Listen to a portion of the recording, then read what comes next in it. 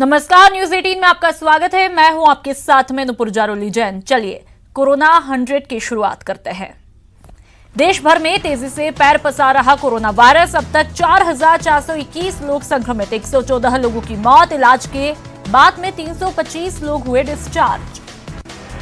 महाराष्ट्र में कोरोना के सबसे ज्यादा मामले सामने आए। यहां पर अब तक 748 लोगों में कोरोना की पुष्टि हुई। इलाके में संक्रमित मरीज मिलने के बाद मातोश्री और 2 निजी अस्पताल को सील किया गया।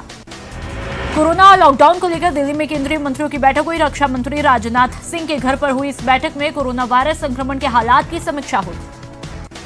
केंद्रीय मंत्रियों की बैठक के बाद बोले केंद्रीय मंत्री नरेंद्र सिंह तोमर ने बताया, लॉकडाउन खत्म करने पर अभी फैसला नहीं हुआ, बल्कि लॉकडाउन को चरणबद्ध तरीके से खत्म करने का प्लान तैयार किया। राजस्थान के 22 जिले कोरोना संक्रमण से प्रभावित है। अब तक 325 मामले सामने आ चुके हैं, जबकि 6 लोगों की मौत हुई तो वहीं 12 लोग स्वस्थ हुए हैं। जयपुर में सबसे ज्यादा 103 मामले सामने आए। एहतियातन परकोटा क्षेत्र में कर्फ्यू लगाया गया तो वहीं जोधपुर में 66 मरीज मिलने के बाद में 7 थाना क्षेत्रों में कर्फ्यू लगा है। CM Ashok Gehlot video conferencing के जरिए कोरोना को लेकर प्रदेश के हालात पर जानकारी दी। उन्होंने कहा कोरोना से मुकाबला जारी है। उन्होंने कहा वॉर रूम और कोर ग्रुप बनाया गया है। सीएम गहलोत ने कहा प्रदेश में एकदम लॉकडाउन नहीं खोल सकते, फिलहाल ऐसी स्थिति नहीं है, जीवन बचाना जरूरी है। हालांकि 21 दिन का लॉकडाउन बहुत होता है। सीएम गहलोत ने बताया लॉकडाउन को चरणबद्ध तरीके से खोला जा सकता है। इसके लिए हमने 2 टास्क फोर्स बनाई है। इसकी रिपोर्ट के बाद फेज मैनर में लॉकडाउन खोलने पर फैसला होगा। विश्व स्वास्थ्य दिवस पर सीएम गहलोत ने ट्वीट कर कोरोना के खिलाफ जंग में जुटे डॉक्टर्स, नर्सिंग कर्मियों का आभार जताया। उन्होंने कहा अपनी जान जोखिम में डालकर मरीजों का इलाज करने वालों की ये त्याग मानवता की बड़ी सेवा है। सीएम गहलोत ने पीएम को एक बार फिर चिट्ठी लिखी। चिट्ठी में सीएम ने लिखा कि राज्यों के राजस्व में भारी गिरावट से वित्तीय स्थिति बिगड़ रही है। सीएम ने राज्यों को तत्काल 1 लाख करोड़ का पैकेज देने की मांग की है। साथ ही सीएम गहलोत ने डॉक्टरों के लिए पीपीई और टेस्टिंग किट की भी मांग की। साथ ही उन्होंने मनरेगा मजदूरों को 21 दिन का अग्रिम भुगतान का फंड भी केंद्र से मांगा है। सीएम गहलोत ने अपनी वीडियो कॉन्फ्रेंसिंग में स्वास्थ्य विभाग और प्रशासनिक अफसरों को युद्ध स्तर पर काम करने के निर्देश दिए। सीएम ने कहा कम्युनिटी स्प्रेडिंग को रोकने के लिए आपात योजना लागू करने की आवश्यकता है। महाराष्ट्र के मुख्यमंत्री उद्धव ठाकरे के निजी आवास मातोश्री के पास में एक चाय वाले के कोरोना पॉजिटिव निकलने के बाद इलाके में दहशत है। मातोश्री की सुरक्षा में मौजूद करीब 170 पुलिसकर्मियों और एसआरपीएफ जवानों को एहतियातन इलाके से हटा दिया गया। इसके अलावा पूरे इलाके को सील करके सैनिटाइज किया जा रहा है। कोरोना के खिलाफ आईसीएमआर लड़ाई और तेज करने की योजना पर काम कर रहा है। इसके तहत कोरोना की हर दिन परीक्षण क्षमता को 1 लाख तक बढ़ाने के साथ ही कई अन्य चिकित्सकीय उपायों पर विचार किया जा रहा है। सीएमआर ने इस दिशा में कदम बढ़ाते हुए कोविड-19 की जांच के लिए 200 से ज्यादा सरकारी और निजी प्रयोगशालाओं को अनुमति दी। ये परीक्षण पीसीआर मशीनों के जरिए किया जाएगा। केंद्र सरकार ने देश में 20 से ज्यादा स्थानों की पहचान कोरोना वायरस के नए हॉटस्पॉट के रूप में की। सरकार की तरफ से जिन शहरों और जिलों को कोरोना हॉटस्पॉट के रूप में चुना गया उसमें ज्यादातर में 11 से 20 कोरोना के मरीज मिले हैं। प्रदेश में 5 नए कोरोना हॉटस्पॉट बन गए हैं। 31 मार्च तक सिर्फ भीलवाड़ा और जयपुर ही इस लिस्ट में शामिल थे, लेकिन अब बीकानेर, झुंझुनू, कोटा, टोंक और जोधपुर भी शामिल हुए, जिसके बाद में राजस्थान में कोरोना के कुल 7 हॉटस्पॉट हुए हैं। कोरोना को लेकर फैलाए जा रहे अफवाह को लेकर व्हाट्सएप ने बड़ा फैसला किया। व्हाट्सएप ने मैसेज फॉरवर्डिंग को सीमित कर दिया है। अब व्हाट्सएप यूजर्स किसी भी मैसेज को एक बार में ही सिर्फ एक ही यूजर को फॉरवर्ड कर पाएंगे। 3 दिन की छुट्टी के बाद आज सप्ताह के पहले दिन शेयर बाजार बढ़ने के साथ ही खुला। सेंसेक्स 1224 अंक और निफ्टी 362 पॉइंट ऊपर खुले। ट्रेडिंग के दौरान सेंसेक्स 1500 अंक पार कर चुका है। दुनिया भर के 208 से ज्यादा देशों में कोरोना का कहर जारी है। अब तक 74,000 से ज्यादा लोगों की मौत हुई, जबकि इससे करीब 13 लाख से ज्यादा लोग संक्रमित हैं। कोरोना से इटली में सबसे ज्यादा मौतें हुई। यहां पर करीब 16,000 से ज्यादा लोगों ने अब तक जान गंवाई, वहीं 1.25 लाख से ज्यादा लोग पॉजिटिव हैं। कोरोना वायरस के कहर से बेहाल अमेरिका के राष्ट्रपति डोनाल्ड ट्रंप ने संकेत दिया कि अगर भारत ने हाइड्रोक्सी क्लोरोक्वीन दवा के निर्यात पर से प्रतिबंध नहीं हटाया तो वो जवाबी कार्रवाई कर सकते हैं। इससे पहले ट्रंप ने प्रधानमंत्री नरेंद्र मोदी से इस दवा के लिए गुहार लगाई थी। अमेरिकी राष्ट्रपति डोनाल्ड ट्रंप के द्वारा दवाई की सप्लाई पर दिए गए बयान पर अब भारतीय विदेश मंत्रालय का जवाब आया है। सरकार का कहना है कि उनकी पहली प्राथमिकता देश में जरूरतें पूरी करना है। दिल्ली में कोरोना को रोकने के लिए केजरीवाल सरकार ने 5T प्लान बनाया। सीएम अरविंद केजरीवाल ने कहा 5T में पहला T है टेस्टिंग, दूसरा ट्रेसिंग, तीसरा ट्रीटमेंट, चौथा है टीम वर्क। केजरीवाल ने बताया 1 लाख लोगों के रैपिड टेस्ट के लिए किट का ऑर्डर कर दिया है। शुक्रवार से रैपिड टेस्ट किट आने लगेगा, जिसके बाद में जांच में तेजी आएगी। कोरोना से जंग के लिए उत्तर प्रदेश सरकार ने बड़ा फैसला किया। हर जिला मुख्यालय पर कोरोना सैंपल कलेक्शन सेंटर बनाया जाएगा। Uttar Pradesh Covid care fund की स्थापना की गई है। यूपी के मुख्यमंत्री योगी आदित्यनाथ ने बताया कि कोविड केयर फंड में जनप्रतिनिधियों के साथ में समाज के हर तबके का व्यापक समर्थन मिल रहा है। बिहार में कोरोना को लेकर गुड न्यूज है। यहां पर कोरोना पॉजिटिव मरीजों की संख्या कम हुई। इस तरह बिहार में अब तक 9 मरीजों ने कोरोना वायरस के संक्रमण को मात दी है। कोरोना के चलते नक्सलियों ने शांति की पहल की। सीपीआई ने सुरक्षा बलों के खिलाफ लड़ाई में अब सीज फायर की अपील की है। उन्होंने कहा सरकार को वे इस ऑफर पर जवाब देने के लिए 5 दिनों का समय दे रहे हैं। ज्यादा कोरोना मामले जयपुर के रामगंज से सामने आ रहे। अब राजस्थान सरकार ने मक्के पर ओपीडी बनाने और वहीं कोरोना जांच का ऐलान किया। यहां के विधायक अमीन कागजी का कहना है कि सरकार पूरी तरह लोगों के साथ है। जयपुर का 4 दीवारी इलाका अब कर्फ्यू की जद में है और पुलिस किसी को अंदर और बाहर जाने से रोक रही है। सड़कें सुनसान है और कदम कोरोना की जंग में जीत की तरफ बढ़ाने की कवायद तेज है। यूडीएच मंत्री शांति धारीवाल ने कोटा में अपने आवास पर आला अधिकारियों के साथ में आपात बैठक की और कोरोना से लड़ने की तैयारियों का जायजा लिया और आगे की रणनीति पर चर्चा की। कोटा के भीमगंज मंडी इलाके में एक ही दिन में 9 मरीजों की जांच रिपोर्ट कोरोना पॉजिटिव आने के बाद वहां पर हड़कंप मचा हुआ है। पूरे इलाके में कर्फ्यू लगाने के बाद थानाधिकारी सोशल मीडिया पर वीडियो वायरल कर लोगों से घर के अंदर ही रहने की अपील कर रहे हैं। पूरे इलाके में पुलिस अनाउंसमेंट के जरिए लोगों से अगर घर में रहने की अपील कर रही है और कोरोना से बचाव की अपील को लेकर जागरूक भी किया जा रहा है। कोरोना वायरस के बढ़ते मरीजों को लेकर जोधपुर प्रशासन ने लगातार सख्त कदम उठाने शुरू किए। जोधपुर पुलिस कमिश्नरेट पूर्व के उदय मंदिर, सदर कोतवाली, सदर बाजार थाने में प्रशासन ने कर्फ्यू घोषित किया है।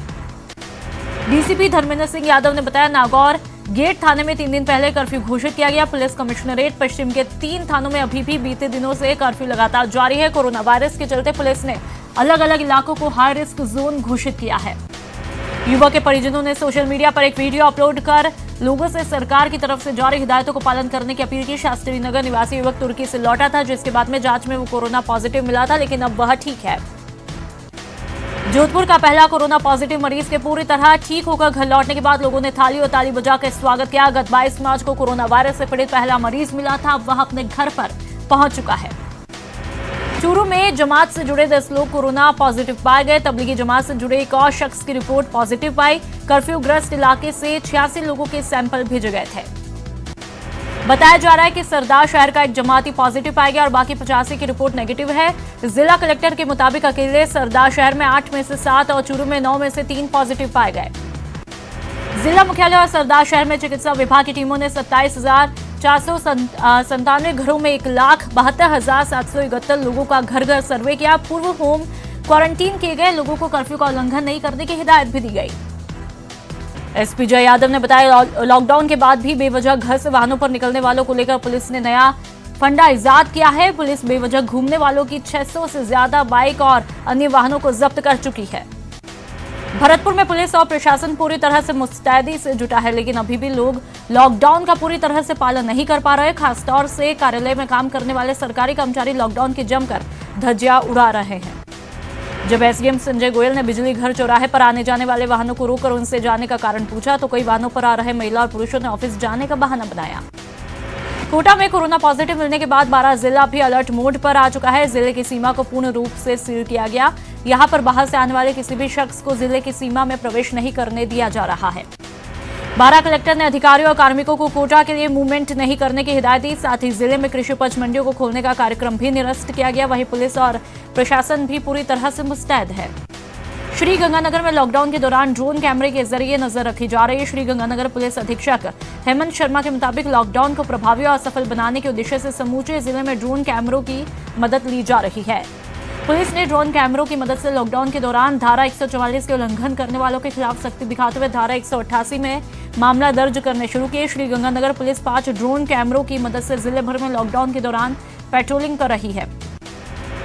कोरोना के संक्रमण से बचाव के लिए श्रीगंगानगर डीएम ने श्रीगंगानगर के हर परिवार को एक रजिस्टर रखने के निर्देश दिए। डीएम ने जिले में ने कहा कि रजिस्टर में घर से बाहर जाने वाले सदस्यों को अपनी पूरी जानकारी लिखनी होगी। साथ ही घर पर आने वाले लोगों की मसलन दूधिया, सब्जी वाले आदि की एंट्री करनी होगी। साथ ही उन्होंने सभी जिले वासियों से अपील की जिनके घरों और प्रतिष्ठानों में सीसीटीवी कैमरे लगे हैं उन्हें चालू रखें ताकि जरूरत होने पर सीसीटीवी फुटेज काम में ली जा सके। दौसा में घर के लिए राशन लेने निकले बुजुर्ग की रास्ते में बेहोश होकर गिरने से मौत हुई। बुजुर्ग घर के लिए आटा लेने निकला था लेकिन अचानक सड़क पर गिर गया और उसकी मौत हुई। घटना के बाद लोगों ने पुलिस को सूचना दी कि एक बुजुर्ग बेहोश होकर सड़क पर जा गिरा। सूचना के बाद मौके पर पहुंची पुलिस ने बुजुर्ग को आनंद फानन में दौसा जिला पहुंचाया। अस्पताल में डॉक्टरों ने बुजुर्ग को मृत घोषित किया। मृतक बुजुर्ग का नाम हुसैन खान बताया जा रहा है। पुलिस बुजुर्ग का मेडिकल टेस्ट करवाने में जुटी है। एक तरफ कोरोना की जंग में भामाशाह अपना सहयोग कर आमजन को राहत पहुंचाने का काम कर रहे हैं तो वहीं कोटा के जेके लोन अस्पताल में मरीजों के परिजन से अवैध वसूली का गोरख धंधा चल रहा है। एक दहाड़ी मजदूर की पत्नी का प्रसव कराने के एवज में अस्पताल कर्मी महिला ने 1600 रुपए वसूल किए। मामला अब अधीक्षक तक जा पहुंचा जिसके बाद में उन्होंने नर्सिंग इंचार्ज के साथ में बैठक करके आरोपी महिला कार्मिक पर कार्रवाई के निर्देश दिए हैं। अलवर के किशनगढ़ बास के शेखपुर गांव में एक जमाती की रिपोर्ट पॉजिटिव आने के बाद प्रशासन ने गांव को सील किया। गांव को हाई रिस्क जोन घोषित करने के बाद कर्फ्यू लगा दिया। लोगों को होम क्वारंटीन में रखा जा रहा है। अलवर में सरकारी सप्लाई में नकली सैनिटाइजर सप्लाई किया जा रहा है। दरअसल जिले में बनाए गए क्वारंटीन सेंटर्स पर सैनिटाइजर के नाम पर नकली चिकित्सा विभाग इंटीमेट हाइजीन वॉश पर नकली लेबल चिपका कर सप्लाई कर रहा है। नकली सैनिटाइज सप्लाई का कर्मचारियों ने विरोध किया। कर्मचारियों ने तहसीलदार के सामने इंटीमेट हाइजीन वॉश पैकिंग पर चिपकी दूसरी कंपनी की पर्ची हटाकर दिखाई और इसका भंडाफोड़ किया। अलवर के निमराना तहसीलदार ने एक्सपायरी डेट की सामग्री बेच रहे दुकानदार को पुलिस ने बुलाकर गिरफ्तार किया। कस्बे के नेशनल हाईवे पर स्थित सरस का दूध, छाछ और ब्रेड बेचने वाले दुकानदार लोगों को एक्सपायर हो चुकी खाद्य सामग्री बेच रहा था। इसके बाद निमराना के तहसीलदार अभिकांत सिंह ने दुकान पर एक ग्राहक भेजकर उसका सत्यापन कराया और मामला सही पाए जाने के बाद दुकानदार को गिरफ्तार किया। प्रशासन ने दुकान में रखी हुई सभी सामग्री नष्ट की और दुकानदार पर जुर्माना भी लगाया है। चूरू विधानसभा क्षेत्र में विधानसभा उपनेता प्रतिपक्ष राजेंद्र राठौड़ ने कोरोना योद्धाओं की फौज तैयार की। शहर और गांवों को संक्रमण मुक्त करने के लिए बीजेपी के 220 सक्रिय कार्यकर्ताओं को मैदान में उतारा गया। राजेंद्र राठौड़ इन कार्यकर्ताओं की हौसला अफजाई के लिए खुद शहर के वार्डों में स्प्रे मशीन से छिड़काव कर रहे। राठौड़ ने खुद शहर के वार्ड संख्या 55 और वार्ड 18 में पहुंचकर सोडियम हाइपोक्लोराइड का छिड़काव किया। कोरोना के संक्रमण को देखते हुए भरतपुर नगर निगम की तरफ से रोजाना शहर को सैनिटाइज कराया जा रहा है। निगम की तरफ से सभी सरकारी विभागों, दुकानों को भी सैनिटाइज किया गया। सिरोही में कोरोना वायरस की रोकथाम को लेकर सीएमएचओ डॉक्टर राजेश कुमार ने प्रेस वार्ता की और आगे की रणनीति के बारे में बताया जिसके तहत 2 एक्शन प्लान बनाए गए जिसमें प्लान ए और बी के तहत उपचार किया जाएगा। भरतपुर में लॉकडाउन की धज्जियां उड़ाई जा रही है। केंद्र सरकार की तरफ से जनधन खाते में भेजी गई राशि को लेने के लिए बैंकों में लोगों की भीड़ उमड़ रही है। सोशल डिस्टेंस का बिल्कुल ध्यान नहीं रखा जा रहा है। बैंक में सैनिटाइजर की व्यवस्था नहीं है। मंगलवार सुबह 10 बजे से बैंक में लोगों की भीड़ जमा हुई और लॉकडाउन का क्रम टूटता हुआ दिखा। डूंगरपुर में लॉकडाउन का पालना करने के लिए जिला प्रशासन और पुलिस पूरी तरह से अलर्ट है लेकिन बावजूद इसके सोशल डिस्टेंसिंग की अनदेखी करने के मामले सामने आ रहे हैं।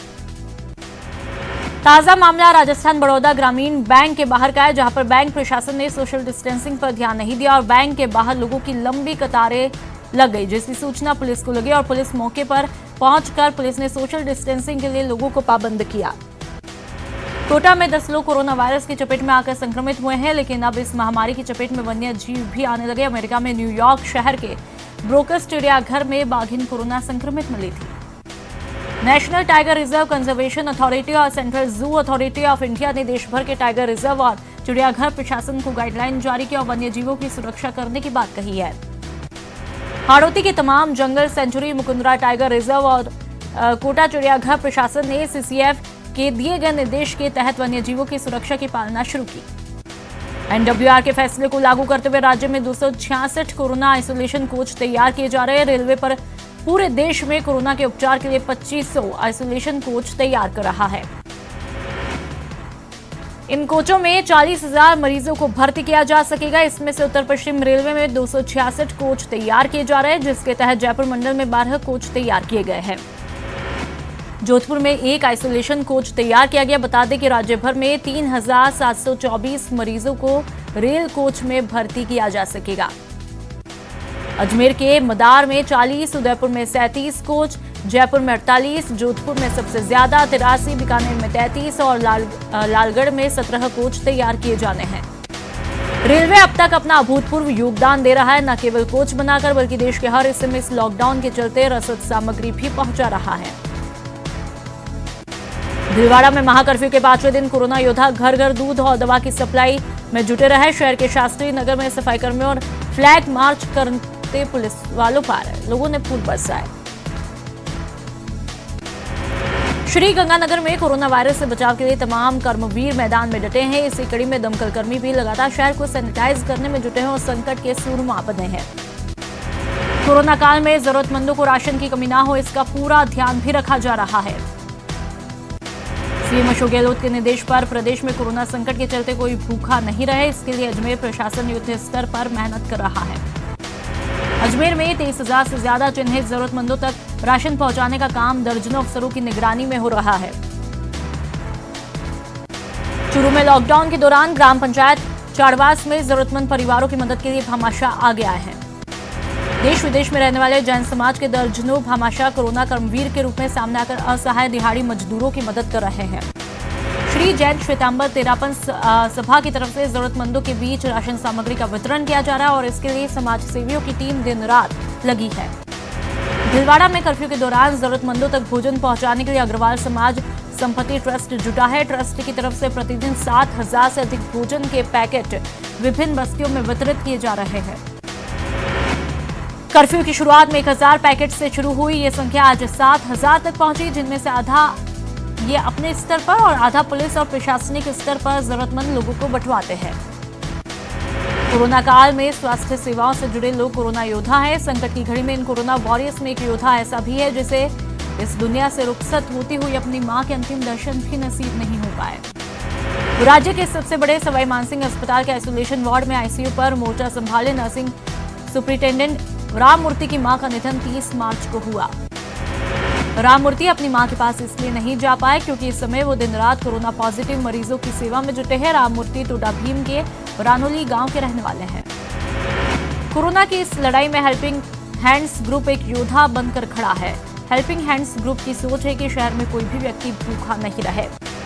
हेल्पिंग हैंड्स ग्रुप के सदस्य शहर की करीब 50 से ज्यादा बस्तियों में जरूरतमंदों को अन्नपूर्णा खाद्य किट बांट रहे हैं, तो करीब 70 सदस्यों की टीम इसी काम में लगी है। हेल्पिंग हैंड ग्रुप की तरफ से जो किट वितरित किए जा रहे हैं उसमें 5 से 6 लोगों के लिए 7 दिन की राशन सामग्री अब तक करीब 6,000 लोगों तक मदद पहुंचा चुके हैं। पीएम मोदी और सीएम गहलोत की अपील पर देश प्रदेश से कई मददवीर सामने आए और दिल खोलकर सहायता कोष में राशि दे रहे हैं। कोरोना की जंग में डूंगरपुर परिषद भी पीछे नहीं है। बात हर दिन डोर टू डोर कचरा संग्रहण की हो या फिर शहर को सैनिटाइज करने की, दिन रात काम करने वाले सफाई कर्मियों का हौसला बढ़ाने के लिए जगह जगह उनका सम्मान भी किया जा रहा है।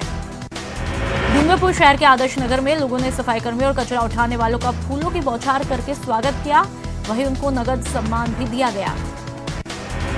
फिर मुस्कुराएगा इंडिया, फिर जीत जाएगा इंडिया। कोरोना संकट के बीच ये कहना है बॉलीवुड का। पीएम मोदी ने बकायदा कोरोना से जंग लड़ रहे देश का उत्साह बढ़ाने के लिए एक वीडियो संदेश जारी किया। पीएम मोदी ने इसे ट्वीट किया है। मुझे विश्वास